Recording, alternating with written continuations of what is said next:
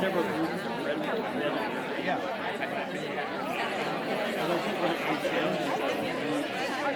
Right.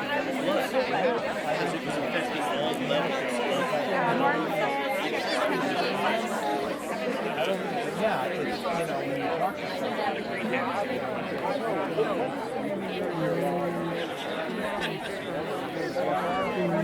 related to Bernie's ski. No, I was really high on these young just now. I think you're the first one. He was that's a great story. There's a way to do it with a nail. You're right through them. You don't have to drive it all the way. He used to play basketball. They're so dark and really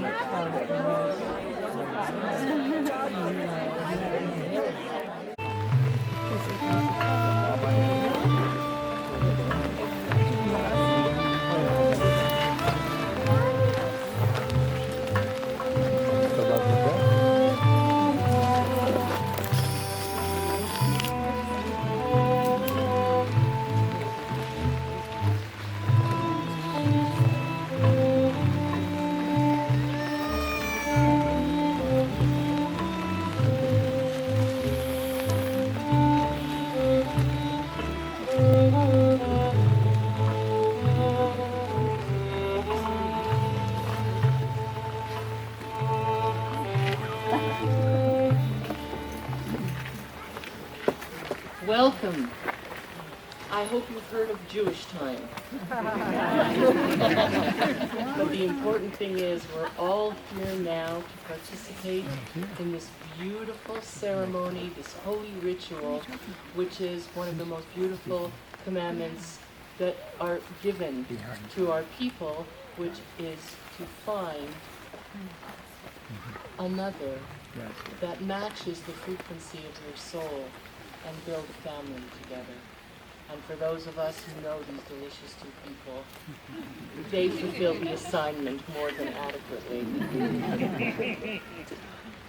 Rabbeinu Shalom, source of holiness, help us to see the sacred dimension of all life. At the moment the rings are presented, a special formula is recited, witnessed, and the bride and groom thus become legally bound to each other. So, repeat after me. Harei at. Mikudeshet li. B'taba'at zo. Kedat Moshe v'Yisrael. Now, as you slip in, by this ring, you are consecrated to me as my wife, in accordance with the laws of Moses and the people of Israel.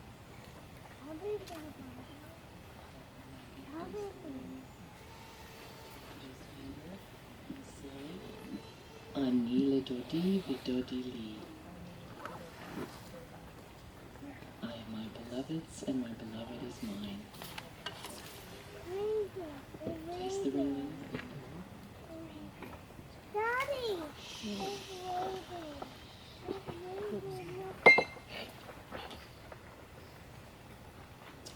We now celebrate a second ceremony, the Nisuin, the actual marriage.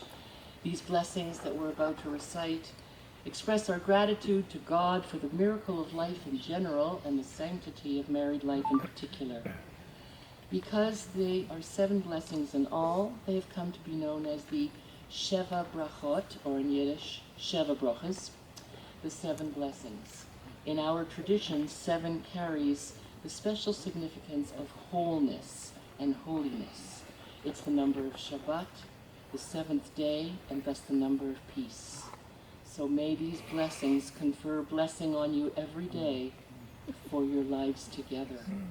And I'm going to recite all 7 of them in Hebrew. I'm actually going to sing them. And then I'll ask the first person who is reading an English translation. There are 7 translations for the 7 brachot. And so I'll get the first person to just stand where you are and read the translation, and when they're finished, whoever has the card with number 2 on it gets up, etc. I trust this is obvious. Okay, wonderful.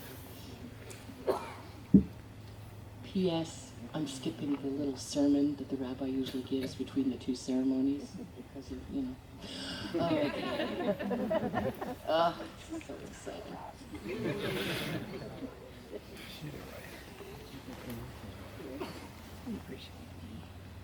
Baruch atah Adonai, Eloheinu melech haolam, borei pri hagafen.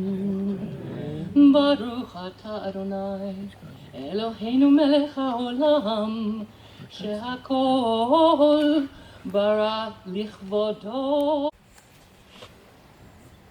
First, this is my favorite. Yivarechecha Adonai v'yishmerecha. May the Eternal bless you and keep you. Ya'er Adonai panav elecha v'yichuneka. May the Eternal shine God's countenance upon you and fill you with grace. Yisad Adonai panav elecha v'yasem lecha shalom. May God always turn God's face towards you and each other, and may you be filled with shalom, with peace. I love you. And now, a lot of different theories about the smashing of the glass. Right about that. We conclude every Jewish wedding with the smashing of the glass, and this act reminds us of the holy city, Jerusalem, the trials it has endured throughout the ages, and our insistence on keeping her in mind always, on our happiest occasions and on our saddest. Someday, Jonny and Larissa will visit Jerusalem, will visit Israel, and be part of her grandeur and spirit.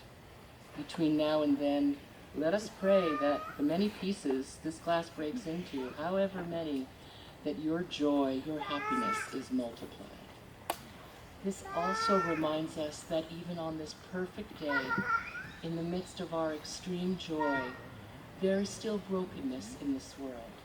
And we remember this and pledge, along with our love to each other, to devotion to healing our world, Tikkun Olam. So the blessings.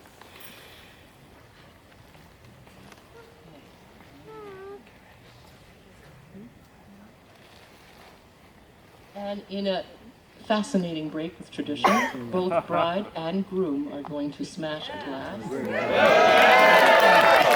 Hold on, and then you have a job. We're all going to scream. What? Mazel tov. All right. Okay. There's no bracha. You just do it when you're ready. 1, 2, 3. Mazel tov.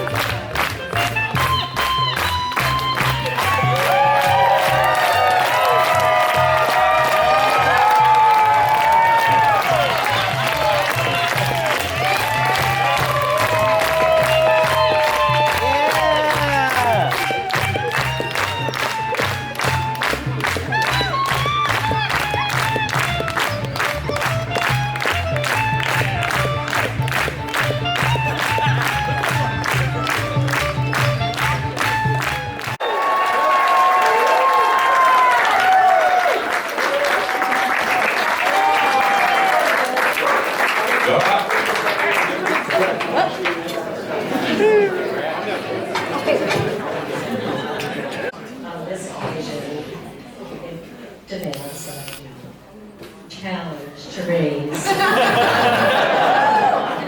But you have matured into the lovely young woman here today. You are the right brain child in a left brain family. You always did you. You were the child who told her friend, "You don't always have to do what your mother tells you to do." Right in front of me. You were the child who said to me, "Hands on your hips, from your perch on top of your dresser when I confine you to your room. You're not mad at me. You're mad at yourself."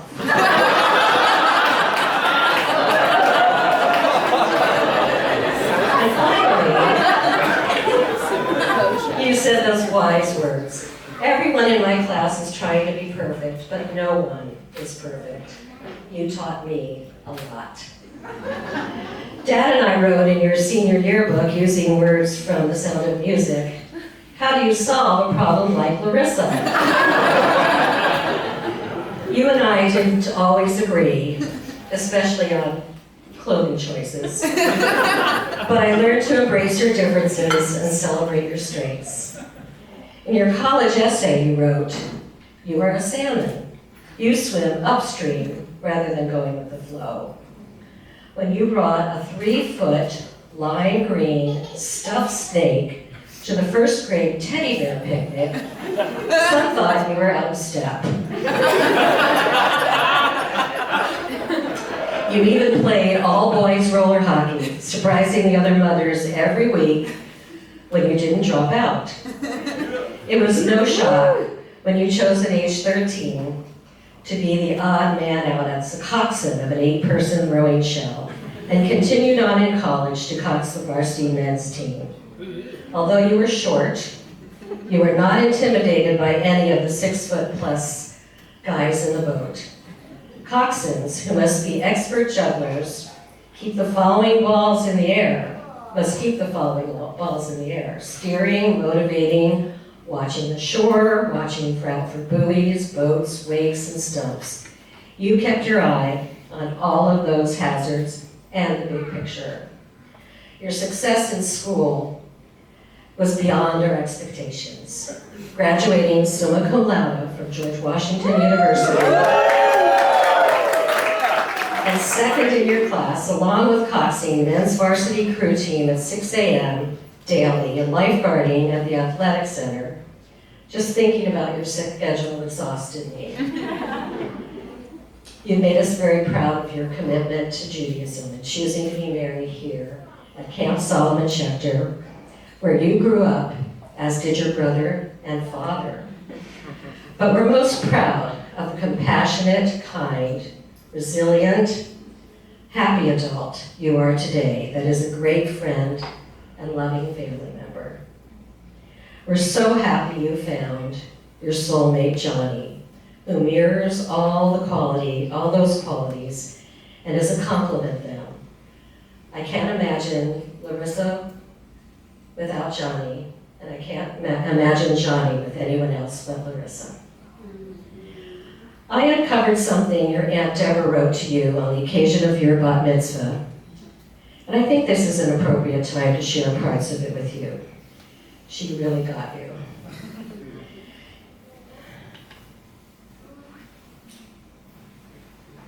In your Aunt Deborah's words, "Elaine and Alan's very special girl, you were always a constant whirl. You made sure to arrive a little late so you wouldn't coincide with my birth date. You were very bright right from the start and always held a special place in my heart. You're my number one and only niece. That's what you are. Truly a star. Growing up, you preferred to be a tomboy. The boys' roller hockey team was a favorite joy. Your closest friends seemed mostly to be male without athletic skills. You were up to their scale. Then there was the summer you spent with Opa and Oni. Your clothes were dropped off and packed to a T, but you only wanted to wear Ross's blue shorts every day. Oni had to deal with your tantrums for you to stay. Pretending not to listen, you don't miss a step. You're one feisty girl with so much pep. Blonde, straight hair with eyes of blue. There's really not much you can't do. You're warm, lovable, and social with tons of friends. You beat your own drum. The compliments never end. A pianist, a drummer, a great artist, student and athlete. In my personal book, Deb said, no one else can ever compete. May life bring you and Jonny lots of happiness, and may you never settle for anything less. Everything your heart truly desires, accomplishing all things to which you aspire, is my wish for both of you now and always.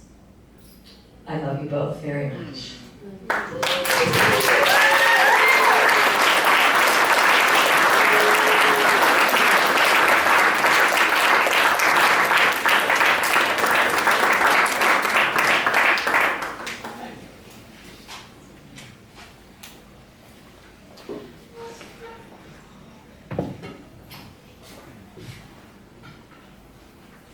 Well, you didn't think I would be speechless, did you? How apropos that Larissa and Jonny would select Camp Solomon Schefter as their wedding venue, where Larissa was a camper for 7 years, a junior counselor for a year, a counselor, a waterfront director, and the first guide for the high school trip to Israel from Camp Solomon Schefter, where Larissa felt comfortable and at home amidst these natural settings and Jewish camp surroundings. Mom and I loved your choice of this wedding venue, Jonny and Larissa, because it reflected your tastes and we were excited to carry out your and Jonny's wishes. The Pisers and Camp Solomon Schefter go back a long way to 1961, 62 years ago, when I attended my first summer session at the campsite in Whidbey Island. To 1968, when your grandparents, Samuel and Ruth Pizer, were some of the many who helped finance the purchase of this site, previously a horseback riding camp that our guest, Marlene Clevin, went to when she was a child. To the years I spent as a camper, counselor, program director, board member, and president of the camp, and the years that your brother Ross spent here as a camper and junior counselor. Some of those people who I went to camp with or served on the board with are here today as guests. Your aunt and uncle Annette and Mark Pizer, Betsy Schneier, Marcy Atkins, Vivian Blum, Carl Rohr, Cindy Strauss, Bob Strauss, Warren and Lisa Fine, David Stiefel, Joy Stiefel, John Herschel for a year, and Martin Zients and his brother. So to have your wedding here meant a lot to all of us. I know your grandparents, Walter and Susie Rosenstock, and Samuel and Ruth Pizer, as well as your uncle Alan Rosenstock and your aunt Deborah Rosenstock, would be very happy and proud of you on this day. Thank you all for joining us in this weekend celebration, and from traveling all over the country to share in our joy. We have family and friends from Montana, obviously, Jeff and Sherry, California, New York, New Jersey, British Columbia, Virginia, Illinois, Florida, and of course all over Washington and Oregon. In Larissa, Jonny, you have chosen someone who is independent, smart, and spirited. I could tell you stories about Larissa, but I'll save those for you and my other visitors at the nursing home. I will make brief mention of just a couple. Larissa was about 4 or 5 years old when Ross went to camp for the first time here at Schefter, and Larissa cried, crocodile tears, to see her brother leave on the camp bus. Not because she would miss him, but because she wanted to go too. When Larissa was about 8 years old, going to camp for the first time, she was asked to request friends that she might want to have as bunkmates at camp. She included one of her best friends, a boy, who's right here now, Lee Peahock. And Lee and his wife, Sarah, are still 2 of Larissa's closest friends here today. Now, as many of you know, who have sent a child to camp, a tedious task is getting ready, is labeling every piece of clothing. So as Larissa and Elaine sat together doing this, when they got to Larissa's underwear, Elaine said, I'm just going to put your initials on these. LP. And Larissa immediately responded, "But Mom, they might get mixed up with Lee Piha's LP."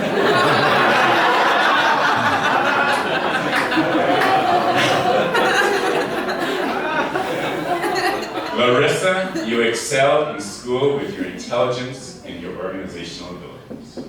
You excelled in sports, particularly as a coxswain for both a high school and your college varsity's men's rowing team by being short and bossy. You have excelled in your profession as a speech-language pathologist in tackling tough cases involving challenging children, parents, and bosses by being thorough, attentive, knowledgeable, and caring. And we have no doubt that you will excel in life because you are a very capable, thoughtful, and mature young woman with a friendly and infectious personality who charms everyone in your midst. We are thrilled to welcome you, Jonny, into our family and to get to know your charming parents, Jeff and Sherry, and family. We know you are a terrific complement to Larissa and that you will add a special sweetness to our family. It was at Burning Man when we realized the depth of your love for each other.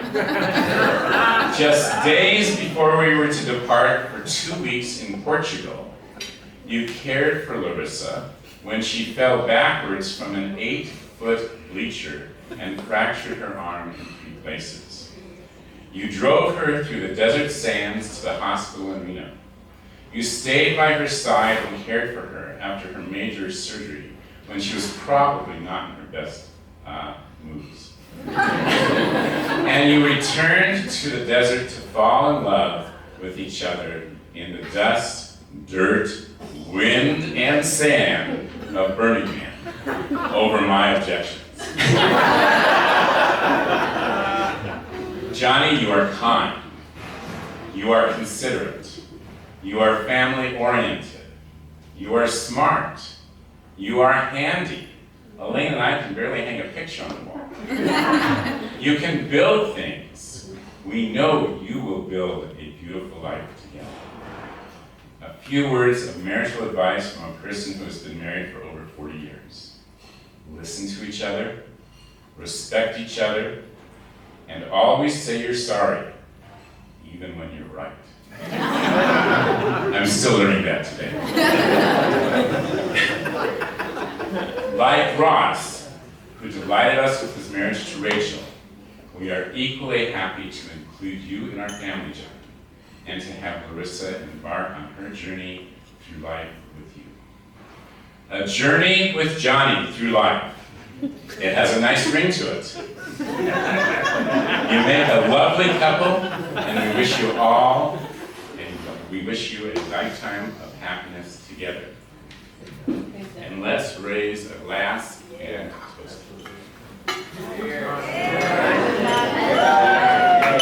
love you all.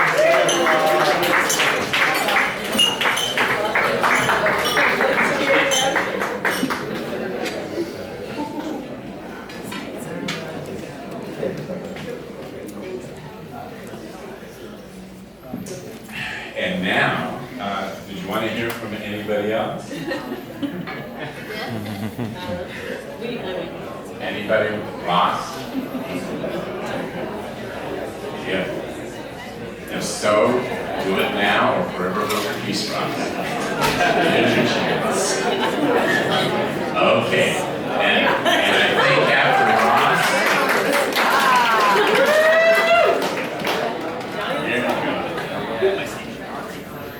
all right. I thought this was a more casual thing, but later, but we'll do this. Larissa and Jonny, thanks for getting us all together at this very special place to celebrate you and this community that you have built.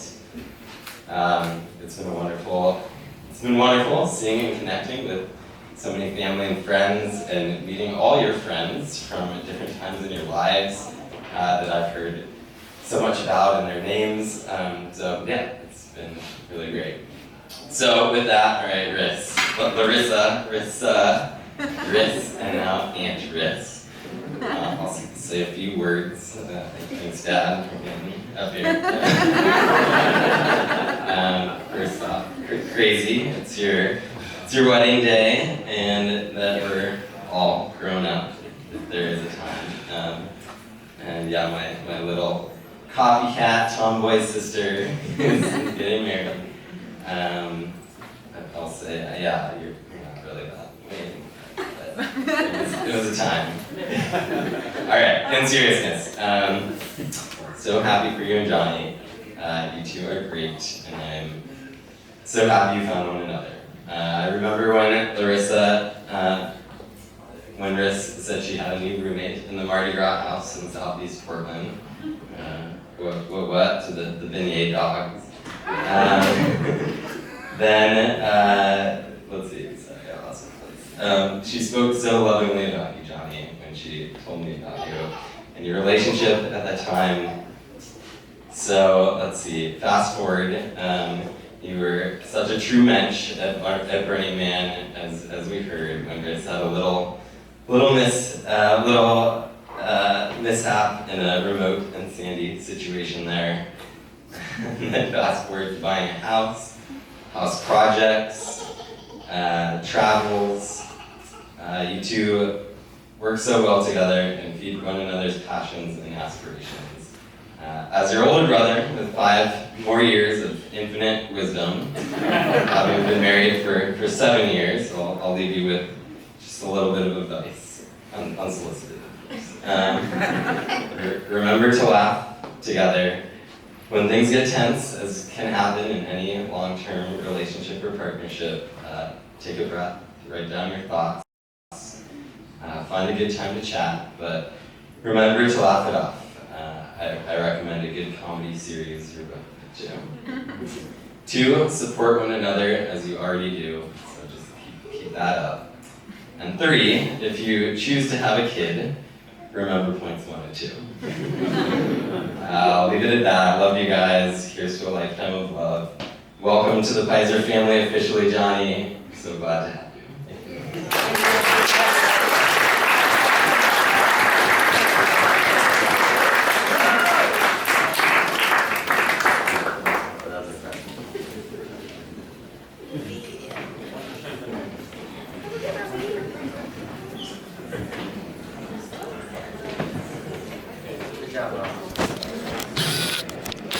We are going to have a quick cake cutting ceremony, and there is dessert in the kitchen, as well as Johnny's favorite, blackberry cobbler with ice cream. And after the cake is cut, you're welcome to have a buntini or 2. We hope you enjoy it. After the cake cutting, we're going to have a first dance, and then a quick family dance, and then the horas, the Jewish dancing, and after that, dancing all night long